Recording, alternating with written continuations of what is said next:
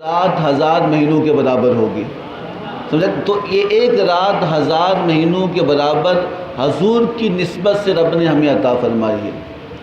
اور پھر یہ بات بھی یاد رکھنا کہ صوفیہ فرماتے ہیں کہ پہلی بات یہ بھی یاد رکھیں کہ ہماری ذات میں کوئی کمال نہیں ہے. ہماری ذات میں کوئی کمال نہیں. ہمارا تعارف صفتوں کی وجہ سے، صفات کی وجہ سے.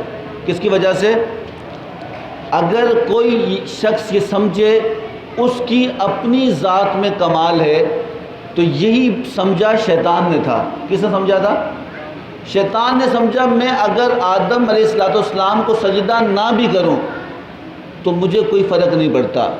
میں ذاتی طور پہ بڑا عبادت گزار ہوں اور ذاتی طور پہ بڑا میرا مقام ہے، میرا مرتبہ ہے، اللہ نے مجھے فرشتوں کا سردار بنایا ہے، تو میں اگر سجدہ نہ بھی کروں تو پھر کوئی مسئلہ نہیں ہوگا. تو جب اس نے اپنی ذاتی کمال کو سمجھا تو رب تعالیٰ نے اس سے راندہ درگاہ کر لیا اور ہمیشہ کے لیے لعنتی کیا کہ نہیں کیا. اور ذات میں کمال اللہ کی ذات ہی کو ہے، جو کمال ہی کمال ہے، جو معرفت ہی معرفت ہے، جو بلندیاں ہی بلندیاں ہیں. اور اللہ نے ذاتی کمال جسے عطا کیا وہ نبیوں کی ذات ہے یا اولیاء اللہ کی ذات ہے جس کو رب نے اپنے حکم سے ذاتی کمال عطا کیا ہے. اگر کوئی شخص آج بھی اپنے آپ کو یہ سمجھے کہ نہیں میں بہت نیک ہوں، عبادت گزار ہوں، تو حقیقت میں وہ شیطان کے راستے کی طرف جانے کی طرف چل دیتا ہے. ارسطو ایک بہت بڑا فلسفی گزرا ہے اور فلاسفر اور حکیم تھے، اور اس کے بارے میں آتا وہ اتنا بڑا حکیم تھا کہ جب وہ جنگل میں جاتا تو جب وہ جنگل میں جڑی بوٹیاں اٹھانے کے لیے جاتا تو جڑی بوٹیاں اسے خود بتاتی کہ ہم اس بیماری کا علاج ہیں، ہمیں لے جاؤ اسے استعمال کرنا. تو اتنا کمال اللہ نے اسے عطا کیا تھا. تو روایات میں آتا ہے کہ ایک دن ارسطو جنگل میں جڑی بوٹیاں جب لینے کے لیے گیا تو لیتے لیتے وہ تھک گیا جمع کرتے کرتے، اور اس سے نیند آ گئی. کیا آ گئی؟ جیسے اس وقت آپ کو آئی ہے. کیا آ گئی؟ نیند آ گئی. جب اسے نیند آئی تو وہ سو گیا. اسے نہیں پتا تھا کہ جس جگہ وہ سویا ہے وہ راستہ ہے، وہ راہگزر ہے. تو اسی دوران کچھ لمحے بعد جب وہ آرام سے سو رہا تھا تو وہاں سے بادشاہ کی سواری گزری. کیا گزری؟ میں تو بول رہا ہوں نا، آپ بھی بولے. کیا گزری؟ بادشاہ کی سواری گزری. بادشاہ نے دیکھا کہ کوئی شخص راستے میں سویا ہے تو اس نے اپنے سپاہیوں سے کہا کہ اس شخص کو ہٹاؤ، اس سے پتہ نہیں کہ بادشاہ گزر رہا ہے، اس کی سواری گزر رہی ہے. لیکن جب سپاہیوں نے اسے اٹھایا تو وہ کروٹ بدل کر دوبارہ سے سو گیا. بادشاہ کو غصہ آیا، وہ سواری سے اترا، اس نے اپنے پاؤں کی ٹھوکر ماری اور اس سے کہا کہ اٹھ. تو اس نے آدھی نیند اور آدھے جاگتے ہوئے کہا کہ کون ہے جو مجھے کیا نام ہے ٹھوکر مارتا ہے؟ میں سویا ہوں، آپ کون ہو؟ اس نے کہا میں بادشاہ ہوں. کیا ہوں؟ کیا ہوں؟ میں بادشاہ ہوں. تو اس نے کہا میں بادشاہ ہوں. اس نے کہا یہ تیری ذاتی صفت تھوڑی ہے، تو اپنا تعارف کرا، تو ہے کیا؟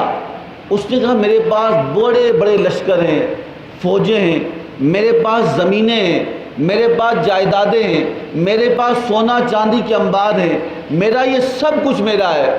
تو ارسطو نے کہا نانا یہ تیرا نہیں، یہ تیرے جسم کا حصہ نہیں، یہ تجھ سے باہر کی چیزیں ہیں، یہ تیری ذاتی کمال نہیں. اگر وہ لشکر ہے وہ تیری ذات سے ہٹ کر ہے، اگر مال و دولت ہے وہ تیری ذات سے ہٹ کر ہے، اگر جائیداد ہے وہ تیری اپنی ذات میں صفات میں کیا ہے، تیری اپنی حیثیت کیا ہے. تو یاد رکھنا کہ صوفیہ فرماتے ہیں کہ انسان کے معاملات بھی ایسا ہی ہے. وہ کپڑوں پہ، میں اکثر کہتا ہوں، کپڑوں پہ فخر کرتا ہے، وہ جائیداد پہ فخر کرتا ہے، وہ مال و دولت پہ فخر کرتا ہے، وہ ان تمام اگر کوئی کہے میں بہت خوبصورت ہوں، سوال ہے، کوئی کہے میں بہت حسین و جمیل ہوں، یہ کمال ہے. لیکن یاد رکھنا اللہ قرآن میں کہتا ہے لَقَدْ خَلَقْنَا الْإِنسَانَ فِي أَحْسَنِ تَقْوِيمٍ. اللہ کہتا ہے کہ تو خوبصورت یہ ہے کہ تیرے چہرے کو میں نے اپنے ہاتھوں سے بنایا ہے. کہا کہ تو حسین یہ تیرا ذاتی کمال تھوڑی ہے. کوئی اگر انسان ہونا کمال ہوتا، اللہ قرآن میں کہتا اولئک کالانعام بل ہم اضل، یہ تو جانور ہیں تو اور اس سے بھی گمراہ ہے. اگر جب انسان برائی پہ آ جائے جانوروں سے بدتر اللہ کہہ دیتا ہے. اور پھر اگر یہی بات ہے تو اللہ قرآن میں والذین، قرآن کہتا ثم قست قلوبکم، کہا کہ ان کے دل قلوبکم کالحجارہ، ان کے دل اتنے سخت ہو چکے ہیں کہ جتنے پتھر کے ہیں، پتھر کی مانند لوگوں کے ہیں. تو کمال کیا ہے؟ کمال انسان کا ذاتی یہ ہوتا ہے کہ اس کے سجدے کتنے ہیں، اس کی عبادتیں کتنی ہیں، اس کے ساتھ اس کا دنیا میں لوگوں کے ساتھ رہنا کیسا ہے، اس کی معاشرت کیسی ہے، اس کی پڑوس کیسا ہے، اس کے لوگوں کے ساتھ تعلق کیسا ہے. ایک شخص تھا نا، یہی مجھے یاد دلانا بھول جاتا ہوں، ایک شخص تھا نا، وہ بڑا مالدار تھا. کسی کا انتقال ہوتا تو وہ خود نہیں جاتا، وہ پیسے بھیج دیتا. کیا بھیجتا؟ پیسے بھیج دیتا. جب کوئی محلے میں مرتا وہ کہتا میری طرف سے 1000، میری طرف 2000 اتنے پیسے بھیج دیتا. تو زندگی گزرتی رہی. صدا نہ باغ بلبل بولے، صدا نہ باغ بہارا، صدا نہ ماں پہ حسن جوانی، صدا نہ صحبت یارا. کسی نے نہیں رہنا، وہ بھی مر گیا. تو اس کے گھر والوں نے کہا، بڑا جائیداد مال و اسباب والا تھا نا، تو کہا کہ اس کے لیے بڑا ٹینٹ لگایا، بڑا انتظام کیا، کھانے کا انتظام کیا. اور جب شام ہو گئی، جنازے کا وقت آیا، گھر والوں نے جنازہ تیار کیا. جب اس کے ٹینٹ میں کہا کہ لوگ آئے، کہ ان لوگوں نے بھی پیسے بھیج دیے. کیا بھیجے؟ کہا ہم نے پیسے بھیج دیے. یاد رکھنا، اللہ نے انسان کو دل دیا، دل، درد دیا، احساس دیا، اس لیے اسے دوسرے کا احساس ہو. یہ رمضان کیا ہے؟ یہ روزہ کیا ہے؟ انسان کے اندر احساس کا جذبہ پیدا کرنا کہ بھوک کی شدت اتنی سخت ہوتی ہے کہ جب ہم 12 گھنٹے بھوکے رہتے ہم بالکل نڈھال ہو جاتے ہیں. جب ہمارے پاس اس کے بعد رمضان کے بعد کوئی سوال کرنے والا کہ میں بھوکا ہوں تو آپ کو فوراً خیال آئے گا کہ بھوک کی شدت بڑی تکلیف کی ہوتی ہے. آپ اسے فوراً کھانا کھلائیں گے کہ نہیں کھلائیں گے؟ اللہ احساس پیدا کرنے کے لیے سارا کچھ کرتا ہے. تو رب کہتا ہے کہ انسان کی ذاتی صفت یہ ہے کہ جب بندہ اللہ رب العزت کی حمد و ثنا کرتا ہے، اللہ کو راضی کرتا ہے، الا الذین آمنوا وعملوا الصالحات، اللہ کہتا ہے جب وہ نیک ہوتا ہے، نیک اعمال کرتا ہے، اللہ رب العزت اسے یہ کمال، یہ مرتبہ عطا کر دیتا ہے، اسے فرشتوں سے بھی اعلیٰ کر دیتا ہے. سمجھا نہیں بات کی؟ تو یہ ایام، یہ دن، یہ راتیں رب ہمیں اس لیے ادا کرتا ہے کہ ہم اس میں عبادت کر کے اللہ کے قریب ہوں. کیا ہوں؟ تو یاد رکھنا، انسان کا ذاتی کوئی کمال نہیں، اس کا تعارف اس کی صفتوں کی وجہ سے، صفات کی وجہ سے. ایک اور واقعہ مجھے ذہن میں آیا، حضرت فاروق اعظم رضی اللہ تعالی عنہ جب امیر المومنین بنے نا، سو گئے آپ لوگ بولے نا، سو گئے کہ جاگ رہے ہیں؟ تو جاگنے کا احساس ہے. فاروق اعظم جب امیر المومنین بنے نا تو آپ اس سلطنت کے امور کے درمیان مشورہ کر رہے تھے. بڑے بڑے سردار آپ سے ملنے کے لیے آئے. کون ملنے آئے؟ بڑے بڑے سردار ملنے کے لیے آئے. آپ نے کہا بیٹھ جاؤ باہر، ابھی میں مصروف ہوں، میٹنگ چل رہی ہے، جب میں فارغ ہوں گا تو تمہیں بلا لوں گا. بڑے بڑے مالدار رئیس لوگ تھے، ملاقات کرنے کے لیے آئے. آپ نے انہیں باہر بٹھا دیا اور امور سلطنت کو انجام دینے لگے. اور جب وہ ابھی مصروف ہی تھے، اتنے میں حضرت بلال آئے. کون آئے؟ حضرت بلال رضی اللہ تعالیٰ عنہ، جو بکتے بکاتے اسلام کے لیے تکلیفیں اٹھاتے زندگی گزاری. کہا کہ جب وہ غلام تھے، فاروق اعظم بھی سردار تھے، آپ بڑے والد کی اولاد تھی، امیر المومنین تھے، خلیفۃ الوقت تھے. تو جب آپ کسی نے بتایا فاروق اعظم سے کہ یا امیر المومنین باہر بلال آئے ہیں، سردار بیٹھے ہوئے ہیں. کہا باہر کون آئے؟ بلال آئے آپ سے ملنے کے لیے. تو کہا انہیں بھیجو. کیا کہا؟ انہیں بھیجو. بلال رضی اللہ تعالی عنہ آئے تو حضرت عمر نے اپنی میٹنگ چھوڑ لی، اپنی جگہ چھوڑی، کھڑے ہوئے اور کہا کہ یا سیدی بلال، اے میرے سردار بلال، خوش آمدید، مرحبا. تو وہ غلام ہے، کہا اے میرے سردار یا سیدی بلالی مرحبا، اے میرے سردار بلال خوش آمدید، آپ آؤ۔ آپ نے گلے لگایا، اپنے سینے سے لگایا، اپنے ساتھ بیٹھے، بات کرنے لگے۔ باہر سردار بیٹھے تھے نا، باہر سردار بیٹھے تھے، انہوں نے اعتراض کیا، ہم کافی دیر سے بیٹھے ہیں، ہم تو وقت پہ وقت مانگتے ہیں، بلال ہمارے بعد آئے، بلال ہمارے بعد آئے۔ اور پھر انہیں اندر بلا دیا اور انہیں اپنے پاس بٹھا دیا۔ حضرت بلال وہ تھے جو کیا نام ہے، ان کا غلام، ان کا آقا، جب وہ کافر تھا ان کا آقا، جب ان کی قید میں تھے تو تپتی صحرا پہ انہیں لٹا دیا جاتا اور گرم گرم پتھر، ابلتا ہوا پتھر ان کی پیٹھ پہ رکھ دیتا اور ان کے گلے میں رسی ڈال کے گلیوں میں پھراتا، ان کو زدکوب کرتا، تکلیف دیتا، ان کو تشدد کرتا، اور جب وہ مار کھا کھا کے تھک جاتا وہ کہتا کہ اب بتا نبی کو چھوڑے گا کہ جان چھوڑ سکتا ہوں، رسول اللہ کو نہیں چھوڑ سکتا۔ محبت کا مقام یہ تھا۔ تو جب سرداروں نے اعتراض کیا نا، اعتراض، تو فاروق اعظم نے کہا کہ بلال اپنی پشت سے قمیض اٹھاؤ، اپنی پشت سے قمیض اٹھاؤ۔ اور جب قمیض اٹھائی تو وہ زخم کے نشان تھے جو امیہ بن خلف نے دیے تھے، جو کافروں کے سردار نے دیے تھے، اور کہا کہ لوگو، اے سردارو، تم دیکھتی ہو یہ کیا ہے؟ یہ بلال ہے کہ جب کافر تپتی ہوئی سیخیں آگ میں، انگاروں میں تپا کر ان کی پشت پہ لگاتے اور کہتے کہ حضور کو چھوڑو، کہا میں جان چھوڑ سکتا ہوں، حضور کو چھوڑ نہیں سکتا۔ کہا اس تکلیف کے مراحل میں بھی انہوں نے نبی کا دامن نہیں چھوڑا، اس تکلیف کے حالات میں بھی انہوں نے یہ وہ مقام نہیں چھوڑا۔ اور تم کہتے ہو کہ میں نے کھڑا ہو کے کیوں کہا کہ یا سیدی بلال مرحبا، کہا کہ اے میرے بلال، اے میرے سردار، تمہیں خوش آمدید۔ یہ غلام در غلام تھے، لیکن کہا کہ نہیں، جو حضور کا غلام ہوگا وہ فاروق کا سردار بنے گا، فاروق اسے اپنا سردار مانے گا جو حضور کی غلامی اختیار کرے گا۔ اور کہا کہ یاد رکھنا، ان سرداروں سے کہا کہ بلال اپنی رنگت میں نہیں گیا، اور اس کا مقام اور اس کا مرتبہ، اس کی عزت، اس کا جو مقام ہے، اس کو کوئی عبادات کی وجہ سے نہیں ملا، اس کی نسبت حضور کی وجہ سے تھی۔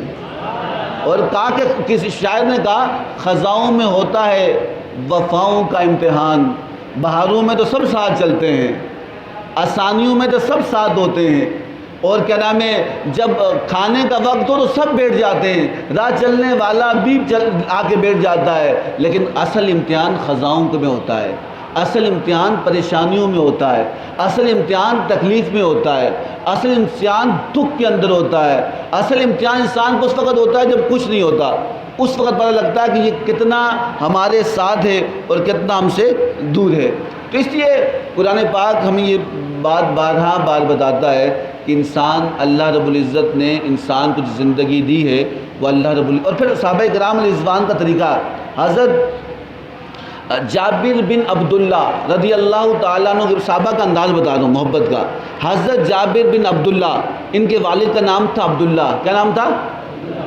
آپ بار بار سوچتے ہیں، بار بار میں ان کے والد کا نام تھا حضرت عبداللہ، غزوہ احد کے، جنگ احد کے پہلے شہید تھے، یاد رکھنا یہ بات، جنگ احد کے پہلے شہید کا نام عبداللہ تھا، ان کے بیٹے کا نام جابر بن عبداللہ۔ جب غزوہ احد نہیں ہوئی، حضرت جابر بن عبداللہ کو ان کے والد نے حریرہ حلوہ بنا کے دیا، کہا رسول اللہ کو دے کے آؤ۔ اور جابر بن عبداللہ کے والد کے بارے میں کہتے ہیں غزوہ احد میں جب آپ شہید ہوئے نا، حضور نے فرمایا، وہ حضور جو زمین پہ بیٹھ کر آسمان جنت کو ملاحظہ فرماتے ہیں، آپ نے فرمایا کہ عبداللہ، اللہ جب احد میں لوگ شہید ہوئے اور اللہ کی بارگاہ میں پیش ہوئے، اللہ رب العزت نے سب کو پردوں میں ملا، اور پردوں میں ملا، سب کو پردہ رکھ کے ملا، حجاب کے اندر ملا۔ اے عبداللہ، اے جابر، جب تیرے والد سے ملا تو بغیر پردے کے ملا، کیوں ملا؟ اب آگے سنیں، حضرت جابر بن عبداللہ فرماتے ہیں کہ میں حضور کے پاس وہ حریرہ حلوہ لے کے پہنچا، شام کا پہر تھا، میں حضور کے پاس پہنچا، حضور کے سامنے جا کے چھوٹا تھا کہ حضور کو جا کے حلوہ دیا، حضور نے حلوہ لیا اور پوچھا کہ اے جابر، تیرے والد نے گوشت بھیجا ہے؟ کیا بھیجا ہے؟ حضور جانتے ہیں کہ گوشت نہیں ہے، حضور جانتے ہیں کہ گوشت نہیں ہے۔ حضور کا مقام، مرتبہ، رفت اتنی بلند ہے کہ حضرت فاطمہ کے گھر کھانا ایک دن نہیں پکا، اللہ نے جنت سے کھانا بھیجا۔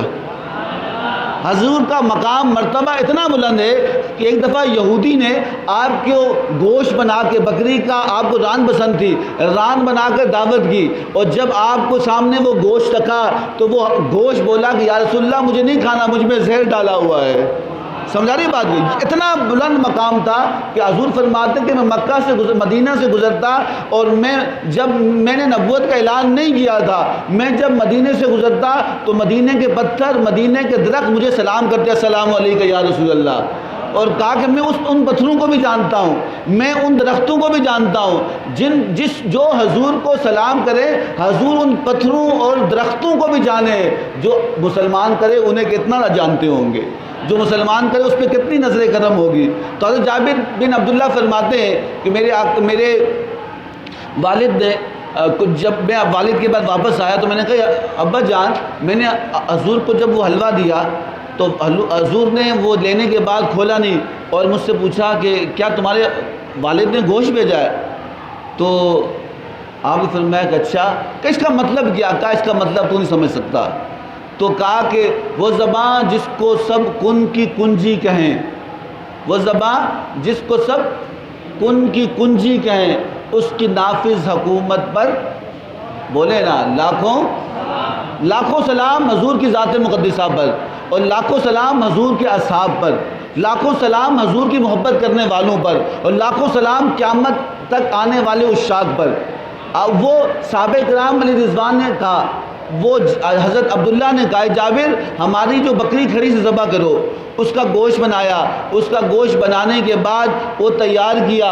حضرت جابر فرماتے ہیں کہ شام مغرب کا ٹائم تھا، سورج غروب ہو رہا تھا، مجھے میرے والد نے وہ سالن بنا کر حضور کی بارگاہ میں بھیجا اور کہا کہ یا رسول اللہ یہ تحفہ قبول کریں۔ حضور نے نہیں پوچھا کیا بھیجا، حضور جانتے تھے، پہلے بھی جانتے تھے، اب بھی جانتے تھے، اور کہا کہ حضور نے کہا کہ اللہ رب العزت تجھ پہ رحم کرے، تیرے والد پہ رحم کرے، اور سارے نبیوں کی رحمت تم پہ نازل ہو جائے۔ سمجھا رہی بات کی؟ تو حضور باخبر ہیں اپنی امتیوں سے، وہ جانتے ہیں، وہ ملاحظہ کرتے ہیں، وہ ان سارے باتوں سے واقف ہیں۔ سمجھا رہی بات کی؟ تو اس لیے یہ بڑے ایام ہوتے ہیں، یہ ختم القرآن کی محفلیں، یہ بخشش کا ذریعہ ہوتی ہے، یہ ہمارے لیے اللہ رب العزت کی بارگاہ میں تحفہ ہے کہ رب تعالیٰ نے ہمیں یہ ماہ مقدس عطا کیا۔ اور یاد رکھنا کہ رمضان المبارک کے اندر ہی لیلۃ القدر کی راتوں ہی میں قرآن پاک کا آغاز شروع ہوا، اور کہا کہ اس کی نسبت قرآن کی رمضان کے ساتھ ہے، اور قرآن کی فضیلت کا مقام اور مرتبہ کتنا ہے۔ اللہ کے نبی صلی اللہ تعالی علیہ وسلم کا فرمان عالی شان ہے۔ اللہ کے نبی صلی اللہ تعالی وسلم نے فرمایا کہ اگر کوئی شخص قرآن پڑھتا ہے اور قرآن اسے نہیں آتا، ایک بچے کو میں نے کہا قرآن پڑھو، اس نے کہا استاد سال ہو گیا میں کوشش کرتا ہوں مجھے پڑھا نہیں جاتا، مجھے کوئی بچہ دو میں قرآن کو پڑھوں۔ میں نے کہا تو پڑھنے آ، ہم پڑھانے والے ہیں، تو آ تو صحیح، ہم تجھے پڑھا دیں گے۔ تو اس نے فرمایا جو قرآن پڑھنے کی کوشش کرے اور اس قرآن اسے نہیں آتا اور پڑھتا ہے، عجمی ہونے کی وجہ سے اس کی زبان تو لکنت آتی ہے اور اس کی وجہ سے تکلیف ہوتی ہے، اللہ رب العزت فرماتا، اللہ کے محبوب صلی اللہ علیہ وسلم نے فرمایا اللہ رب العزت اس پڑھنے والے کو جس کو پڑھنے میں تکلیف ہو 2 ثواب عطا فرماتا ہے، دوہرا ثواب عطا فرماتا ہے۔ ایک قرآن پڑھنے کا ثواب، ایک اٹکنے پر جو یاد کرنے میں تکلیف ہوتی ہے اس تکلیف پر بھی رب ثواب عطا فرماتا ہے۔ سمجھا رہی بات ہے؟ تو قرآن اتنی بڑی نعمت اللہ رب العزت کی ہے۔ قرآن تو ہماری قبر کے لیے چراغاں ہے، یہ اللہ رب العزت کی طرف سے روشنی ہے، یہ رب تعالیٰ کا پیغام ہے، یہ رب تعالیٰ کی طرف سے انعام ہے، یہ رب تعالیٰ کی طرف سے عنایت ہے، یہ رب تعالیٰ کی طرف سے اللہ رب العزت کا تحفہ ہے۔ اگر ہم اسے لے لیں گے، اور پھر علامہ اقبال علیہ رحمہ بولے، آپ نے فرمایا کہ اگر کوئی سچے دل سے اور محبت سے قرآن پڑھے تو پھر اگر بہن پڑھے تو فاروق اعظم بنتی ہے۔ پھر حضرت فاروق اعظم جب حضور کو شہید کرنے کے ارادے سے نکلے نا، گھر پہ آئے تو دیکھا بہن قرآن پڑھ رہی ہے، بس وہ الفاظ کانوں میں پہنچے اور کہا کہ وہ تو پھر نفرت سے جا رہے تھے، قرآن دل میں پیوست ہوا اور کہا کہ اے میری، پہلے بہت مارا اپنی بہن کو، قرآن چھوڑ لے، نبی کو چھوڑ لے، لیکن جب وہ دل میں پیوست ہوا، وہ نور دل میں جب جگمگا اٹھا، اپنی بہن سے پوچھا یہ کیا پڑھتی تھی؟ اس کی لذت میں دشمنی میں تھا، میں نے تجھے مارا بھی، لیکن وہ آواز، وہ الفاظ، وہ میرے دل میں پیوست ہوتے ہیں۔ وہ کیا تھا؟ کہا یہ رب کا کلام ہے۔ کیا ہے؟ رب کا کلام ہے۔ تو فاروق اعظم نے کہا کہ بے شک رب کا کلام ہے، مجھے سکون نہیں ملتا، تو مجھے یہ سکھا۔ کہا کہ قرآن کے لا یمسوہ الا المطہرون، کہا مجھے ناپاک شخص نہیں چھو سکتا جب تک وہ پاک نہ ہو۔ اے فاروق اعظم آپ غسل کر کے آئے، جب غسل کر کے آئے تو آپ کو قرآن سنایا۔ قرآن سنانے کے بعد وہ دل میں اتنا اثر کر گیا کہ جو فاروق اعظم حضور کو شہید کرنے کے ارادے سے نکلے تھے، جب وہ قرآن سن کر نکلے تو پھر حضور کے غلام بن کر واپس آئے۔ اقبال علیہ رحمہ، علامہ اقبال علیہ رحمہ فرماتے ہیں اگر ماں قرآن پڑھے تو پھر بیٹا امام حسین بنتا ہے۔ کیسے؟ کہ جب کوفیوں نے، جب یزیدیوں نے آپ کو شہید کر دیا اور آپ کے سر کو نیزے پہ رکھ کر جب کوفہ کے بازاروں میں گھمایا جا رہا تھا، تو اس وقت لوگوں نے دیکھا کہ حضرت امام حسین کا سر بھی قرآن کی تلاوت کر رہا تھا۔ سمجھا رہی بات کی؟ تو اس لیے ہمیں چاہیے تو ہم قرآن کو مضبوطی سے تھامیں، قرآن کی معرفت کو جانیں، قرآن کے بارے میں ہم جانیں کہ رب تعالیٰ کا کتنا بڑا انعام اور کتنا بڑا تحفہ ہے، اور رب تعالیٰ کتنی بڑی برکتیں ہمیں رب نے عطا فرمائی ہیں۔ اور پھر قرآن پاک تو شفا ہے۔ قرآن خود کہتا ہے وَنَزِّلُ مِنَ الْقُرْآنِ مَا هُوَ شِفَاءٌ وَرَحْمَةٌ لِّلْمُؤْمِنِينَ۔ اللہ کہتے ہیں کہ ہم نے اس قرآن کو نازل کیا جو شفا بھی ہے، جو رحمت بھی ہے مومنین کے لیے۔ کس کے لیے؟ مومنین کے لیے۔ حضور کے پاس ایک شخص آیا، عرض کرنے لگا یا رسول اللہ صلی اللہ علیہ وسلم میں غریب ہوں، بچے زیادہ ہیں، خرچے بہت ہیں، خرچے پورے نہیں ہوتے، بچے بہت زیادہ ہیں۔ اور فرمایا کثیر العیال کا اس نے شکوہ کیا، حضور صلی اللہ علیہ وسلم نے اسے وظیفہ دیا۔ کیا دیا؟ آپ نے فرمایا کہ اے شخص تو جب بھی گھر داخل ہو تو گھر میں داخل ہو کے سلام کرے۔ کیا کرے؟ السلام علیکم۔ جو بھی ہوگا وہ سلام کا جواب دے گا۔ اور اس نے کہا یا رسول اللہ اگر گھر خالی ہو، کوئی ہوگا تو سلام کروں گا، اگر گھر خالی ہو کسے سلام کروں؟ تو اس نے فرمایا تم مجھے سلام کرنا۔ کسے سلام کرنا؟ بھئی آپ خالی گھر میں کوئی ہو نہ، آپ سلام نہیں کرتے، آپ قبرستان جاتے ہیں، قبر ہونا تو آپ قبر کو سلام نہیں کرتے۔ حضور نے فرمایا قبرستان جاؤ تو سلام کرو السلام علیکم یا اہل القبور، اے قبرستان والو تمہیں سلام ہو، یغفر اللہ لنا ولکم انتم سلفنا ونحن بالعصر، اے قبر والو تمہیں سلام ہو، تم پہلے آگے ہم پیچھے تمہارے۔ بتائیں یہ اسے کیا جاتا ہے جو سنتا ہو، جو جواب دیتا ہو۔ سمجھا رہی بات کی؟ تو اس نے کہا یا رسول اللہ اگر گھر میں کوئی نہ ہو تو پھر میں کسے سلام کروں؟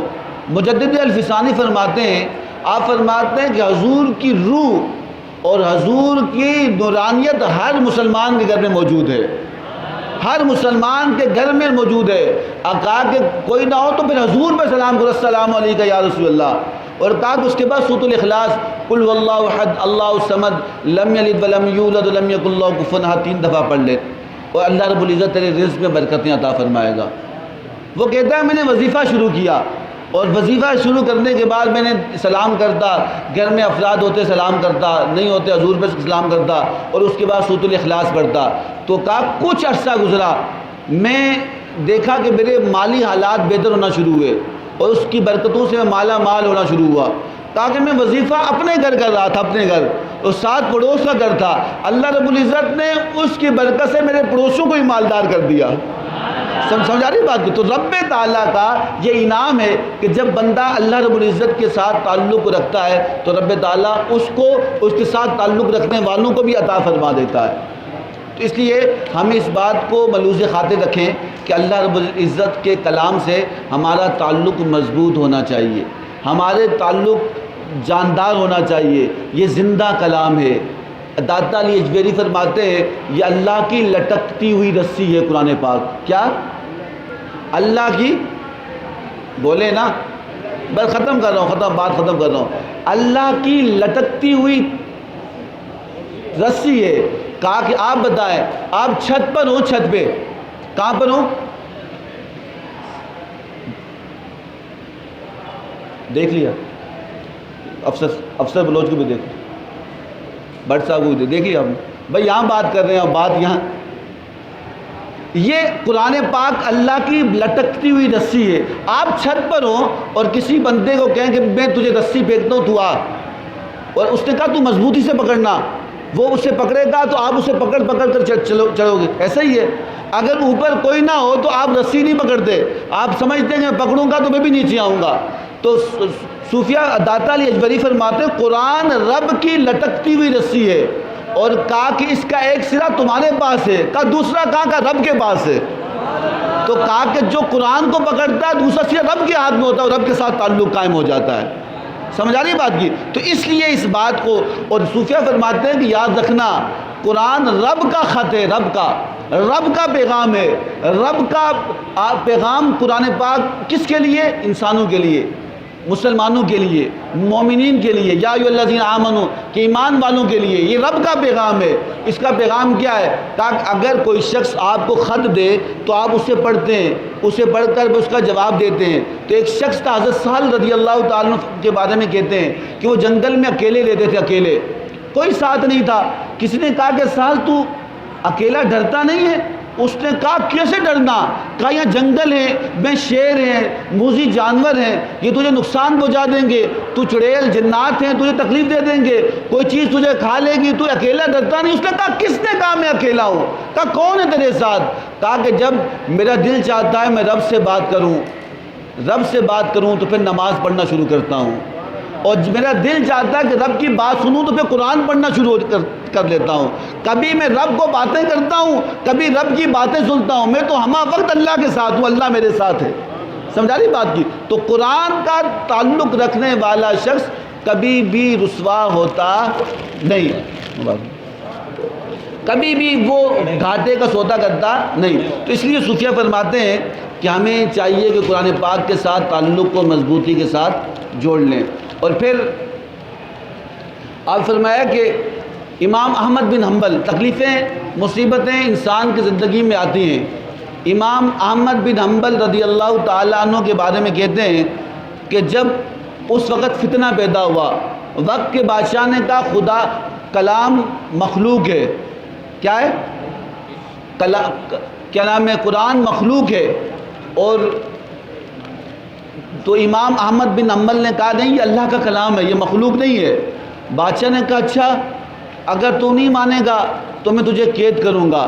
انہوں نے کہا کہ میں قید ہونا پسند ہے لیکن اللہ کے دین کو چھوڑنا پسند نہیں.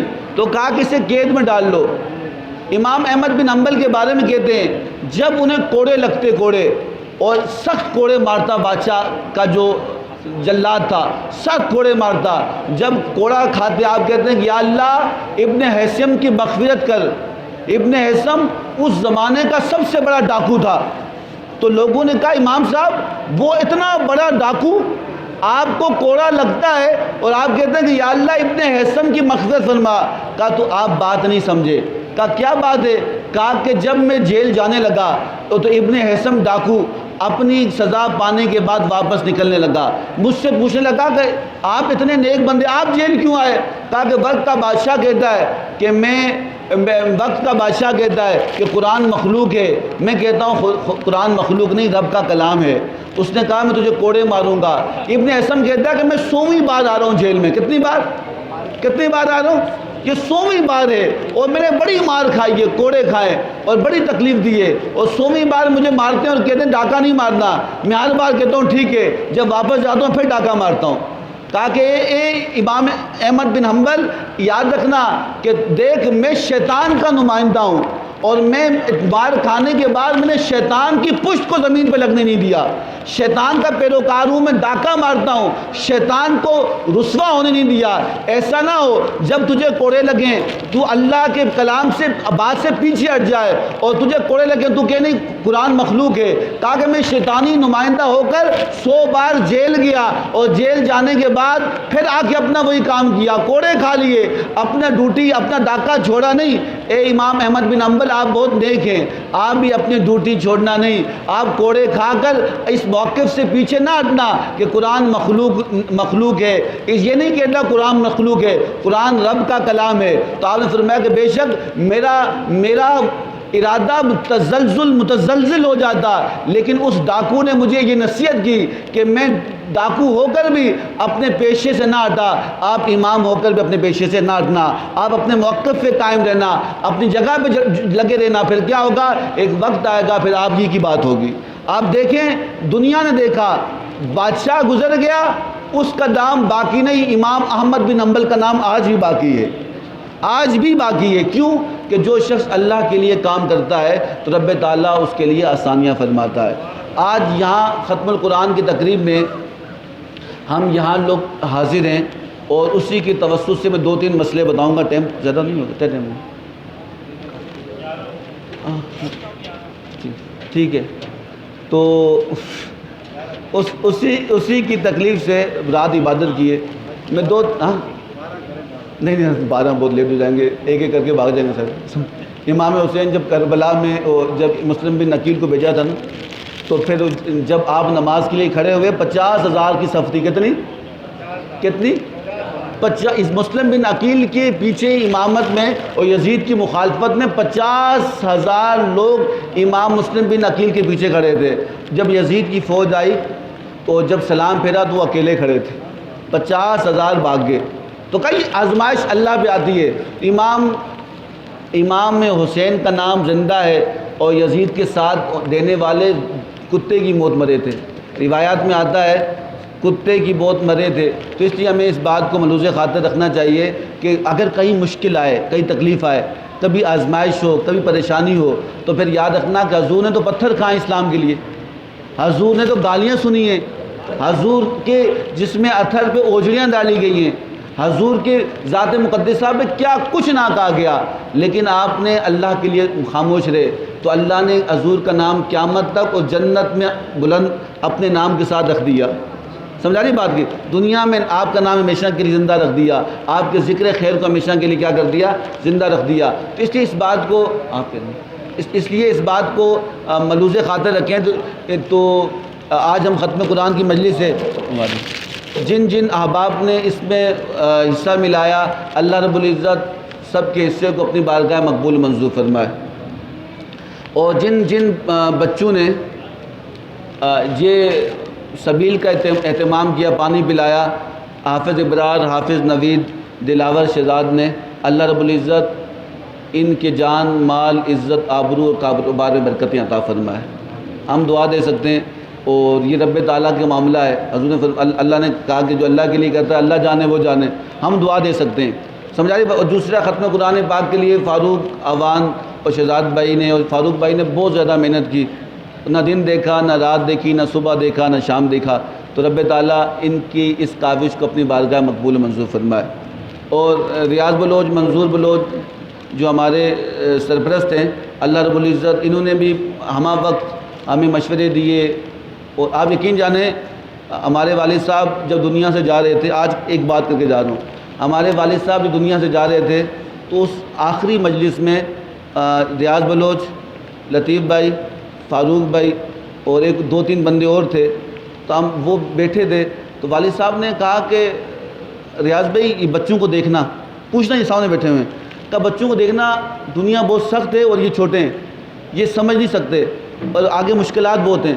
تو ریاض بھائی پوچھنے لگے کہ آپ نے کہیں گاؤں جانا ہے؟ کہا نہیں، بس کہیں جانا ہے، میں تمہیں یہ وصیت کر کے جانوں، یہ چھوٹے ان کا خیال رکھنا۔ تو اس وقت ہم بھی پریشان تھے، نہ کوئی بیماری، نہ کوئی پریشانی، نہ کوئی کچھ۔ صوفیہ کا معاملہ ایسا ہوتا ہے، میرے والد صاحب انتقال سے ایک دن پہلے ہمیں کہنے لگے کہ میں نے خواب دیکھا، ایک بہت بڑا شیشے کا محل تھا اور مجھے کہا تھا کہ آپ کے لیے تیار کیا ہوا ہے۔ سمجھا رہی بات کی؟ تو کہا یہ آپ کے لیے تیار ہے، اور میرے والد صاحب نے کہا وہ شیشے کا محل تھا، اور مجھے کہا بس یہ دیکھ لو، اسی دوسرے دن ان کا انتقال ہو گیا۔ تو صوفیہ کا معاملہ ایسا ہوتا ہے کہ ان کے جانے سے پہلے اللہ تعالیٰ کچھ اشارہ اور ان پر رحمت کی نزل کرتا ہے۔ تو ہمارے جن الخطابیہ کے ممبران نے کوشش کی، وضو خانے کا مسئلہ تھا، یہ ہمارے ان رفقا نے، ہماری کمیٹی، محمد اسلم، نور شاہ، شہزاد بھائی اور منظور بھائی، ان لوگوں نے، ریاض بلوچ صاحب نے اس کے لیے پوری کوشش کی۔ آپ دیکھیں وضو خانے کا اتنا بڑا مسئلہ نہیں تھا، لیکن مسئلہ تھا، لیکن یہ حل ہو گیا انشاءاللہ تعالیٰ۔ پانی کا کولر آج لگ جاتا، راشد بھائی لگا رہے تھے، لیکن آج کچھ تکنیکی خرابی کی وجہ سے وہ خراب ہوا، تو انشاءاللہ تعالیٰ ٹھنڈے پانی کا کولر بھی انشاءاللہ ہم جلد لگانے والے ہیں انشاءاللہ۔ تو سارے معاملے، تو یہ کوشش جتنی بھی انہوں نے کی، افسر بلوچ صاحب نے، اور پھر افسر بلوچ صاحب نے مجھے کہا کہ استاد جی آپ کے نام پہ لوگ پیسے مانگ رہے ہیں۔ میں نے کہا اللہ ہم نے کبھی بھی کسی کو یہ نہیں کہا کہ تم قرآن کے لیے چندہ دو۔ خدا کی قسم قرآن کے لیے کوئی اس لیے مانگے کہ میں قرآن پڑھوں گا اور مجھے پیسے دیں گے، یہ حرام ہے۔ کوئی اس طرح جا کے کہتا ہے میں آپ کے باپ کے لیے دعا کروں گا مجھے پیسے دو، تو حرام ہے، وہ ثواب بھی نہیں پہنچتا۔ بھائی یہ دعا کا تعلق دل سے، دل سے۔ مولانا روم کا ایک واقعہ سنا کے بات ختم کرتا ہوں۔ وہاں روم فرماتے ہیں کہ ایک دفعہ ایک چڑیا اور چڑیا تھی۔ کیا تھے؟ ایک چڑیا اور چڑیا تھی، تو دونوں بیٹھے ہوئے تھے، دونوں بیٹھے تھے۔ تو جب بیٹھے ہوئے تھے تو اچانک ایک جبہ پہنا ہوا شخص، امامہ پہنا ہوا شخص، داڑھی پہنے ہوئی شخص وہ جنگل میں آیا۔ چڑیا نے اسے کہا یار نکل، مجھے خطرہ لگتا ہے، یہ کہیں شکاری نہ ہو، یہ ہمیں مار نہ دے۔ تو چڑے نے کہا کہ بات سننا، یہ اس کا جو حلیہ ہے یہ نیک آدمی لگتا ہے۔ کیا لگتا ہے؟ علامہ اقبال علیہ رحمہ کا فرمان ہے لباس خضر میں پھرتے ہیں اذان الرحزن، کہ خضر کا لباس پہن کر ڈاکو پھر رہے ہیں، ڈاکو۔ یہ ہمارا کام بنتا ہے کہ ہم کتنی اس کا احساس کرتے ہیں۔ تو مسئلہ یہ ہے کہ چڑیا نے کہا کہ چلو نکلتے ہیں، یہ ہمیں مار نہ دیں۔ تو چڑیا نے کہا نہیں، اس کا امامہ دیکھو، نیک آدمی ہے، جبہ پہنا ہوا ہے، نیک داڑھی ہے اس کی، نہیں مارے گا۔ تو وہ جب قریب پہنچا تو اس نے پیچھے غلیل چھپائی تھی اور اس نے نشانہ لیا اور چڑیا مر گیا۔ چڑیا بھاگی، رونے لگی، بادشاہ معروف میں سمجھا رہے ہیں۔ تو معروف فرماتے ہیں کہ چڑیا بادشاہ کے پاس گئی، شیر کے پاس، وہ کہنے لگے کہ میرا انصاف کریں اور میرا شور مار دیا اس نے۔ تو شیر نے کہا اس انسان کو پکڑ کے لائے اور اسے کہا، اسے پیش کیا، اس نے کہا کیا سزا دوں تم بتاؤ اسے۔ تو چڑیا نے کہا اسے سزا نہ دو، اسے حکم دو۔ حکم کیا دو؟ اسے حکم دو، سزا نہیں دینا۔ کہا کیا حکم دو؟ کہا کہ جب شکار کرنے کے لیے آئے یہ شکاری کا لباس پہن کے آئے، درویشوں کا لباس پہن کے نہ آئے۔ کہا یہ شکاری ہے، یہ شکاری کے لیے اسے حکم دو۔ لوگ دھوکہ کھا جاتے ہیں بھائی، لوگ دھوکہ کھاتے ہیں۔ کہا میں تمہارے باپ کی دعا کروں گا مجھے پیسے دو۔ قرآن کہتا ہے اشترو بآیاتی ثمنا قلیلا، کہا کہ ایسا پیسہ جہنم کی آگ ہے جو کہتے ہیں میں دعا کروں گا۔ دعا تو ایسی ہوتی ہے، آپ کہیں کہ دعا کرو جن سے تعلق۔ میں آج بھی ڈاکٹر عبدالرزاق صاحب کو یاد کرتا ہوں، کیوں؟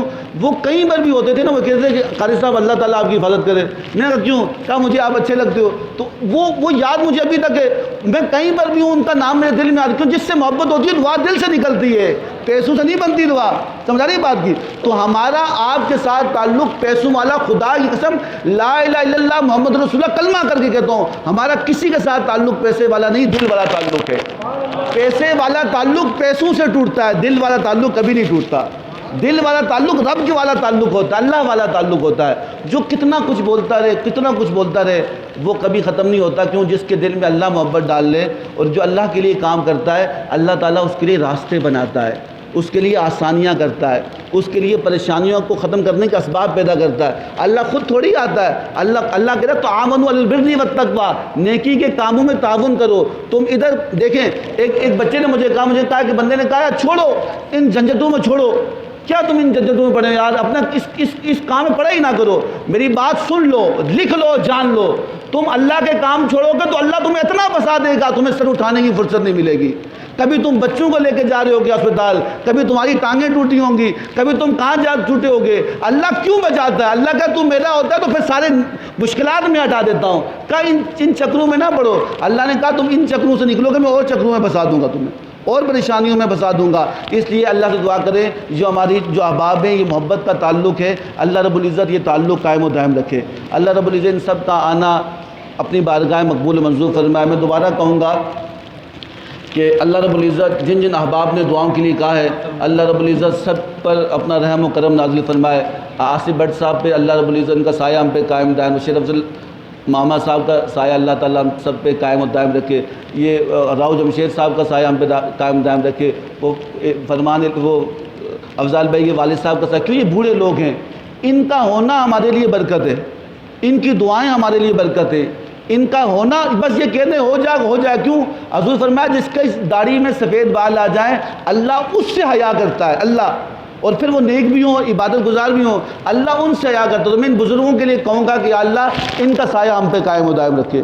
فرمانے لائی پاپا دنیا میں نہیں رہے، پچھلے سال یہیں تھے، ختم قرآن میں تھے، سب کچھ تھے، آج ہیں، ایک دن آئے گا ہم بھی نہیں ہوں گے۔ یاد رکھنا کہ ایسی یادیں لے کے جائیں جو آپ کے بعد لوگ اچھی چیزوں سے یاد کریں، آپ کے جانے کے بعد لوگ اچھے ناموں سے یاد کریں، کہیں کہ فلانا بندہ ہوا کرتا تھا۔ ہمارے پرانے بزرگ، یہ گلستان چاچا کے والد صاحب ہوتے تھے، آج بھی ان کا نام ہے۔ کیوں؟ میں دیکھتا تھا وہ جب اعتکاف کرتے تھے اپنا منہ ایسے چھپا دیتے تھے، ایسے چھپاتے۔ میں ان کے بچے پوچھتے کہ کیوں منہ چھپاتے ہو؟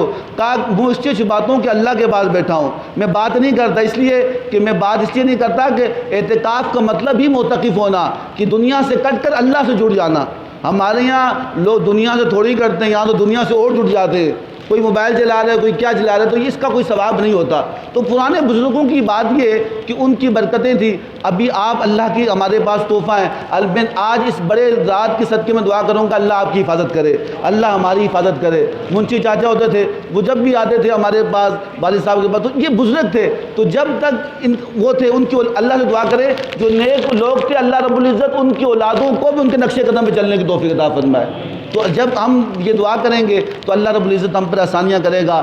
اللہ رب العزت ہماری خطابیہ کے جتنے ممبران ہیں، اللہ رب العزت ان کا سایہ تادیر قائم دائم رکھے، ان کی خدمات کو اپنی بارگاہ مقبول منظور فرمائے، اور جو کچھ سنا اس پر عمل کرنے کی توفیق عطا فرمائے۔ وما علینا الا البلاغ المبین۔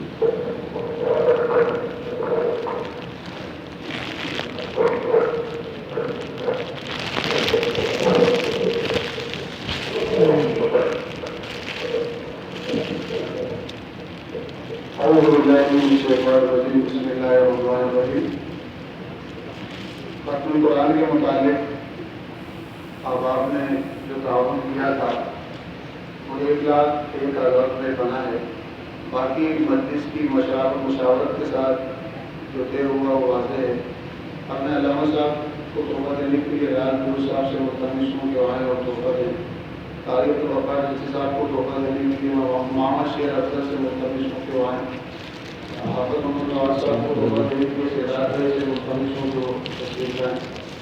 حافظ ابراہیم اور حافظ ندیم کو تحفہ دینے کے لیے میں نور شاہ اور طارق گلو سے ملتمس ہوں کہ وہ تشریف لائیں اور ان کو تحفہ دیں۔ اللہ تعالیٰ ہم سب کا اعانہ مقبول فرمائے۔ جن آباد نے جس انداز سے کوشش کی، رب کے لیے کی، اچھی رضا کے لیے کی، اچھی نیت کے لیے کی، اللہ تعالیٰ اس کو مقبول و منظور فرمائے۔ دعا میں نام لکھتا ہے کہ ایک دوست ہے اس کے لیے خصوصی شریف، 2 مہینے سے 4 بھائی لکھا ہے شریف نام شریف، لکھا ہوگا شہزاد بھائی کی والد اور والدہ، بس پپو ٹلانی گلفان کے والد، لکھ دیا اس نے، دوست ہے میرا شریف، دیکھ لیا میں اس نے۔ کھانے کا بھی اہتمام ہے، لنگر کا بھی اہتمام ہے، اس کو بھی ضرور تناول فرمائیے گا۔ اللہ تعالیٰ ہم سب کا یہاں آنا، بیٹھنا، عبادت کرنا مقبول فرمائے۔